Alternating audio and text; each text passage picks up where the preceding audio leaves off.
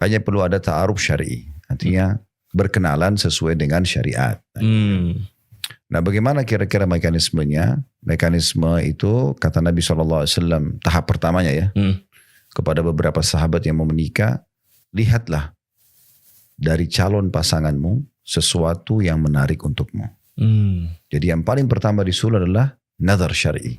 Melihat sesuatu yang, oh iya memang orang ini ada daya tarik buat saya secara fisik untuk bisa saya melangkah menikah. Makanya sebagian ulama memberikan gambaran boleh melihat wajah dan telapak tangan, gitu kan. Karena memang wajah menggambarkan wajah itu selalu interaksi setiap saat. Pada saat sudah berumah tangga pun, telapak tangan ini sebagian mengatakan simbol menggambarkan tentang masalah tubuh, ya bagian dalam. Sehingga itu sudah cukup untuk mewakili. Jadi tidak perlu, oh saya harus pacaran dulu, lihat rambutnya. Aduh, serem. Macam harus buka ini dan itu. Aduh. Ya sebenarnya itu semua itu sudah mewakili. Iya. Yang saya sarankan itu jangan cukup dengan foto. Nah, itu kan juga sekarang lagi musim kirim foto, apalagi bisa diedit. Oh iya. Waduh. Tahu-tahu nggak sesuai. Tahu pas, karena syar'i nggak mau ketemu, nggak mau interaksi, takut jadi dosa, nanti langsung akad nikah, kemudian cuma bermodalkan foto. Pas setelah akad nikah beda. Ada kasus sebagian ikhwah kita begitu, akhirnya karena dia merasa terganggu dengan warna kulit yang berbeda, secara umum lah ya, paras wajah mungkin bentuk alis dan segala macam, akhirnya cerai. Wah. Karena dia berpikir saya tertipu. Gitu. Makanya tidak cukup dengan bermodalkan foto. Tapi apakah foto boleh diberikan sebagai media pembukaan? Iya boleh saja. Kayak dalam biodata misalnya kan bisa saja. Tapi itu tidak cukup. Harus memang seseorang itu bertemu. Itu sunnahnya Nabi SAW memang melihat. Melihat langsung gitu ya. Jadi bagaimana kita bisa bertemu, melihat minimal, oh ini cocok buat saya. Kan orang relatif tuh. Iya. Ada orang mungkin melihat ini cantik, ini gagah, ada juga yang mengatakan ya bagi dia tidak, bagi orang lain tidak. Nah itu sudah cukup. Maka kita tinggal mencari tahu tahap yang kedua, keluarga. Jadi keluarga itu sudah menggambarkan tentang siapa dia. Kalau dari keluarga ibu itu umumnya karakter, sifat. Dari keluarga ayah itu fisikalnya lah. Jadi maksudnya nanti kalau saya mau menikah dengan seorang perempuan atau akhwat, saya cukup mencari tahu, oh ini keluarga ibunya seperti ini. Secara umum lah, misalnya keluarga berpendidikan, keluarga terkenal baik akhlaknya atau agamis dan seterusnya, itu sudah cukup saya punya gambaran, oh ini karakter umumnya keluarga. Dan itu pasti akan ada pada si fulana ini. Nah kalau saya mau tahu nanti keturunan saya seperti apa, maka umumnya dari keluarga ayah. Keluarga ayahnya, fisik. Ayahnya si calon mempelai perempuan atau ayah calon mempelai laki-laki. Itu umumnya seperti itu. Kemudian yang ketiga, itu kita bertanya tentang dia pribadi, masalah aktivitas. Dan itu boleh dibolehkan. Secara bertanya umum, misalnya melalui WA kalau sekarang ya. Atau mungkin zaman dulu orang menulis surat gitu kan. Kira-kira apa aktivitasnya? Yang paling sederhana itu aktivitas di saat weekend atau lagi liburan. Oh, ngapain aja. Oh, saya kalau weekend ke diskotik. Waduh. Nah, Aduh ngeri. Karaoke. Waduh. Misal contoh, saya mengisi waktu saya ngobrol sama teman-teman di kafe. Ya. Waduh. Atau ada yang mengatakan, oh saya kalau weekend saya bakti, ada ibu saya di rumah. Oh saya ada majelis taklim pengajian, saya sering kumpul sama teman-teman saya di masjid. Nah, itu kan secara umum jawaban itu sudah mewakili.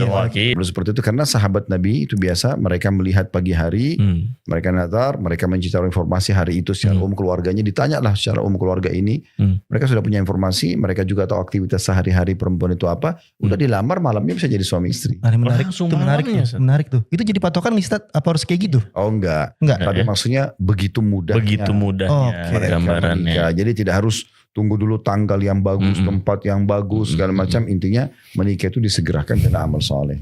Bedanya antara menjalani dengan pacaran dengan jalani dengan menikah itu tipis sekali. Ini haram, ini halal kan gitu. Iya betul. Sekarang sama-sama janjian jalan, sama-sama pergi makan, sama-sama berinteraksi lah. Nah cuman konsep pacaran itu kan haram. Kena sentuhan nggak boleh, tatapan nggak boleh, ciuman nggak boleh, semua nggak boleh. Kalau menikah, dia melangkah menikah sama. Di sini konsep kenalannya, proses ta'arufnya berjalan. Di sini juga proses ta'aruf berjalan. Tapi ini kan sudah benar. Dia boleh sentuhan, dia boleh pelukan, dia boleh ciuman, tidak ada masalah. Benar. Lalu kenapa nggak ini saja? Kenapa harus yang ini? Gitu. Jadi poinnya begini, poin penting. Sebelum menikah itu pembukaan ta'aruf, mukaddimahnya. Nah, sebenarnya ta'aruf itu berjalan dalam rumah tangga dari mulai akad nikah sampai salah satunya meninggal. Makanya kadang-kadang orang sudah 10 tahun berumah tangga. Ada saja karakter bawaan yang tidak bisa diubah dalam 1-2 hari kan. Misal contoh, si istri suka rapi, bersih, sudah terbiasa dengan pola itu di rumah orang tuanya. Menikah dengan seorang laki-laki yang sedikit agak sembrono, keluar dari kamar mandi, handuk ditaruh sembarangan di atas ranjang, pulang kantor sepatunya nggak dimasukin di rak misalnya, berantakan lah, masih agak kotor. Nah di sini kan butuh adaptasi. Si istri akan memberikan masukan ke suami, kadang-kadang di sini ego bermain, suami nggak mau nerima. Nah itu butuh proses. Kadang-kadang 2 tahun, 3 tahun baru bisa mengubah kebiasaan itu. Iya. Nah itu bawaan-bawaan, karena kan misalnya si istri 25 tahun di satu pola makan, pola tidur, pola fikir, segala macam. Si suami juga sama, mungkin umurnya 30 tahun biasa dengan pola-pola tertentu. Makanya untuk bersatu ada gesekan-gesekan, makanya ini masa ta'arufnya. Ada bahkan sudah 10 tahun, ada yang sudah sampai tua pun, itu sampai si istrinya membahasakan, ini suami saya nggak mau berubah-berubah. Kadang-kadang istrinya mengatakan atau suaminya mengatakan, ini istri saya nggak pernah mau berubah-berubah, orangnya emosional, orangnya gini. Karena memang itulah proses ta'aruf. Di situ berjalan gitu. Nah jadi proses ta'aruf itu berjalan. Keliru kalau ada orang menganggap sudah jadi suami istri, oh berarti kita sudah saling selesai gitu. Justru disitulah perkenalan yang lebih mendalam. Karena luar dalam kita akan saling lebih tahu.